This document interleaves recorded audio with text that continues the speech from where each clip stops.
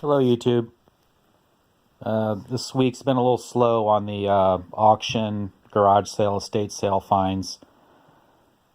Didn't find anything all week until today, and I went to a family-run estate sale. And from my experiences with the family-run estate sales, you always want to get there early because they tend to open early. The estate sales run by companies, they usually don't open their doors until right at the time they're supposed to open. So if they are supposed to start at 9 or 10, they don't open the doors until right on the spot. So I saw an ad on Craigslist for a family-run estate sale. They're cleaning out a relative's house, and I got there about 45 minutes early, and I was the first one there. So everything I'm showing you, I picked up for $20. So that comes out to, $4 per item. So the first thing I picked up, I basically had all the stuff, and I asked them how much for the group, and they said $20. So this is what I picked up. Oh, Zippo lighter.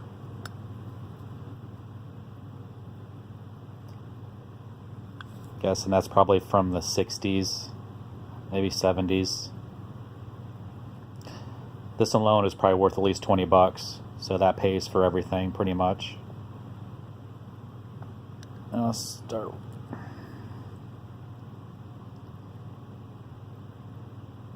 It's a Gruen Precision 25 jewel watch. I did wind it, and it's been running for a couple hours and seems to be keeping good time. So this is in the group.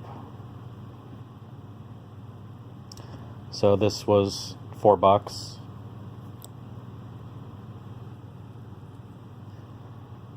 The son of the owner was there, and he stated his dad was in World War II. So I'm guessing this is probably a watch from that era. It's Jean Louis Ricard, I believe, or something like that. I'm not exactly sure the last name on it. But I wound this watch, and it seems to be working. It does have the military look, so I imagine he probably did wear this when he served in the military. And then this was there. I believe this is sterling. I imagine he got this when he was in the war also.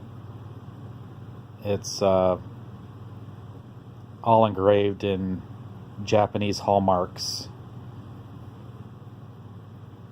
It seems to be sterling just from the look and the weight. I'm not exactly sure.